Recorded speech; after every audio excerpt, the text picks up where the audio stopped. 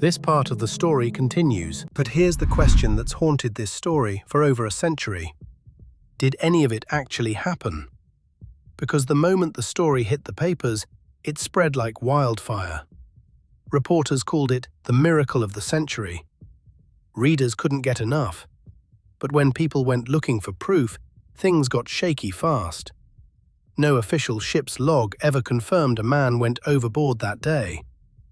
The captain's own wife later said her husband never mentioned the story at all, and Bartley himself never gave a single newspaper interview. Not one photo, not one signed statement, not one direct quote. For a man who supposedly survived the impossible, he sure went quiet about it. So where did the story actually come from? Most historians trace it to a single writer with a taste for tall tales. His name doesn't matter as much as his talent. He could sell you anything. And in the 1890s, sea monster stories sold better than almost anything else in print. The public was hungry for wonder. This story fed them a feast. But hunger for a good story doesn't make it true. Scientists who looked into it found a much bigger problem than missing paperwork. A sperm whale's throat, for all its size, has real limits. It can stretch wide, but the muscles clamp shut instantly after swallowing. A struggling, thrashing man could trigger that reflex and get crushed, not swallowed whole. And even if he made it through, the stomach has almost no air. 15 hours without oxygen should kill a person in minutes, not hours. So either Bartley broke several laws of human biology, or the story was never real. And that split is exactly what's kept people arguing for over 100 years. Some newspapers of the time even printed retractions, quietly, months later. But retractions never travel as far as the original headline. By then, the story of the man swallowed by a whale had already gone around the world. It showed up in sermons, in schoolbooks, in pub arguments a century later. Because whether or not it was true, it was too good a story to let die. And there's one more twist to this tale. Something Bartley's own body was said to prove. Something no newspaper could fake and no skeptic could quite explain away. That twist has a name. Bleaching, doctors called it, and it terrified everyone who saw it. The stomach acid hadn't killed him, but it hadn't spared him either. His skin, wherever it touched that acid, had turned bone white. Doctors said it looked like he'd been dipped in lime. And here's the part that convinced even some skeptics. He never fully recovered. For the rest of his life, people said, his skin stayed that unnatural white. He also went blind, some accounts claimed, his eyes ruined by the acid and the dark. No sunlight for 15 hours does strange things to a man's eyes. But, and this matters, there's no medical record proving any of it. No doctor's file, no death certificate detailing his final illness. Nothing signed. Just stories, passed sailor to sailor, growing a little each time. And here's the twist inside the twist. Bartley reportedly died young, in his mid-30s. Some said the whale never really let him go. His body just took longer to know it. Others said that's nonsense. He simply died of the same things that killed most sailors then. So which is it?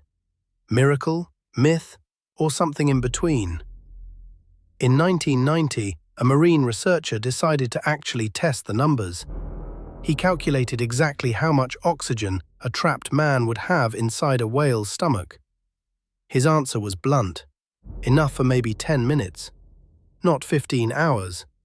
Which means, biologically, Bartley should have suffocated before the whale carcass even cooled.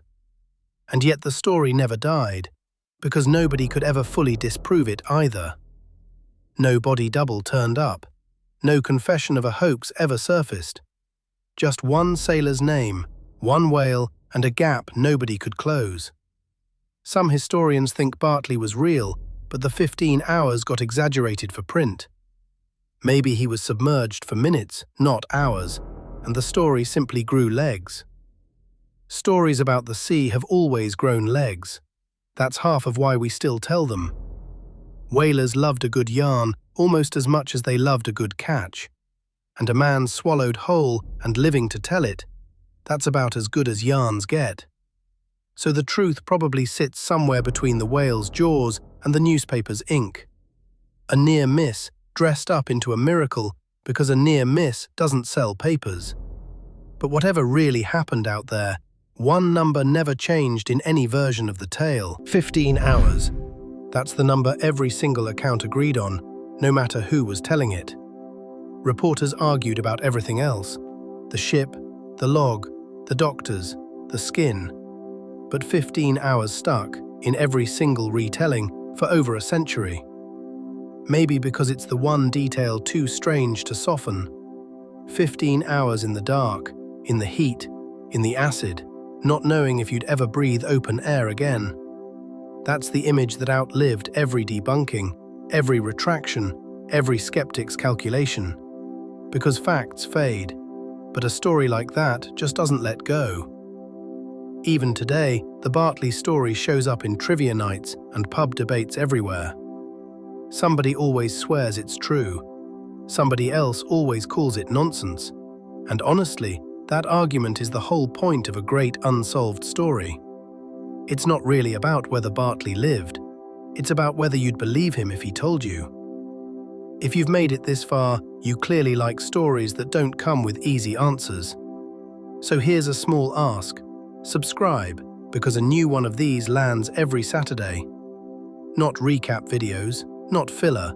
Actual animated history, built like this one.